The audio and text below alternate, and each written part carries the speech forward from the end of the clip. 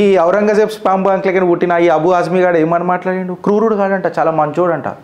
ఔరంగజేబు పైసలు సంపాదించుకోనికి టోపీలు కుడుతుండేనంట. అది కరెక్ట్ గుణం పట్టింది ఆయనకు నిజంగా. ఇప్పటికీ కూడా ఈ మొఘల్ సల్తనత్లా ఎవరైతే ఫ్యామిలీ ఉన్నదో ఆ ఫ్యామిలీ ఇప్పటికీ ఢిల్లీ రోడ్ల మీద పంచర్లు వేసుకుంటారు, పాన్ షాప్ కట్టుకుంటారు. అసదుద్దీన్ ఓవైసీ కూడా ఏమనంటాడు? రెహాన్ చికెన్ షాప్ జిందాబాద్. ఎవడన్నా గూగుల్ CEO అయిండ నిన్నవా? ఎవడన్నా మైక్రోసాఫ్ట్కి సాఫ్ట్వేర్ రాసిండ నిన్నవా? ఎవడన్నా పెద్ద ఐటీ కంపెనీలలో ఇట్లా చేసిండ నిన్నవా? లేకపోతే ఒక పెద్ద ఇన్నోవేషన్ చేసిండ నిన్నవా?